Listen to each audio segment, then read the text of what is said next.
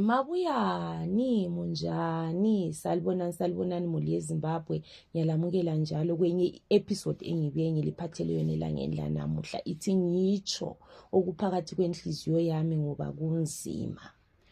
Matsho unjani? Le yimfihlo yemuli yethu. Ngibuye lapha ngimele imuli. Okwakithi kunzima kodwa asisakufuni.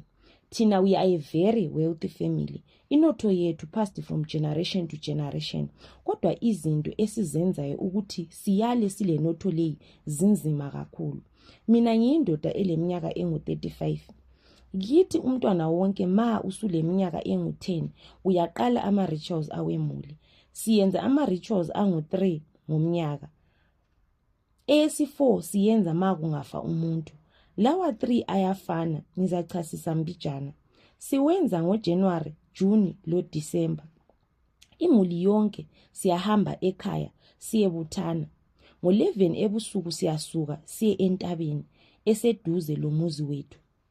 Sihamba lemithi eminingi legazi lenkomo. Sifika entabeni kulobhalo. Makuchiwo kuthiwa lwalungenwa noma ngabokhokho bethu. Siyakhipha impahla zonke umuntu wonke. Singene sinqunu bhununu ngama-bedsheet ethu, which is something engiyisolayo ngoba umama wami labosisi bami angifanelanga ukubona ubunqunu babo. Kodwa singathini ngoba yiyo imithetho yakhona. Singangena phakathi siyagezwa ngemithi eminingi leyana ehlanganiswe legazi lokunye okunjalo. Nxa siqeda lapho sesibuyela ngekhaya.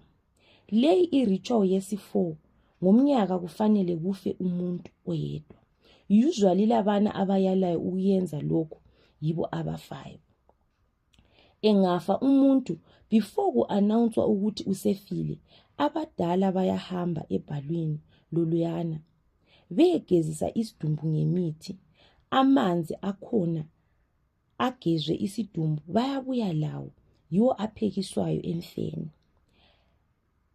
Bevela entabeni yikho abakhuluma khona ukuthi uzibane kasekho. Yinto enzima ukudla ukwazi ukuthi ngamanzi agezwe isidumbu. Labantu bonke ababuyayo emfeni bayadla ukudla lokho. I remember komunye umnyaka ngangikwelinye ilizwe ngihambe ku-business trip. Kwatshona umuntu ekhaya. Mina ukuthi ngibuyele akusayenzi. Ngathi lingaqhubeka ngingekho. Wangcwatshwa umuntu ngiselizweni leliyana.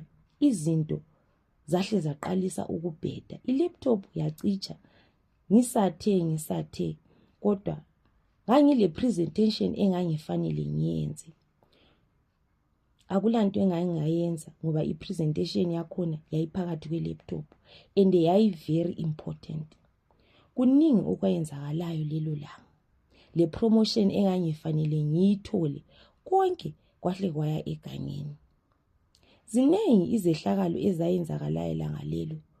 Kodwa thina sidina usizo. Siyazi ukuthi imfihlo yemuli kodwa umthwalo wakhona unzima. Siyafisa ukuba normal njengabantu bonke. Okay, yiyo i-confession embuyelayo. Le yi-secret yemuli, ayiso confession, yi-secret yemuli embuyelayo. Bathi bacela usizo ngoba bona ama-rituals la bayenzayo ukudla okugezwe isidumbu abasakufuni. Bathi bona sebefuna ukuba normal njengabantu bonke.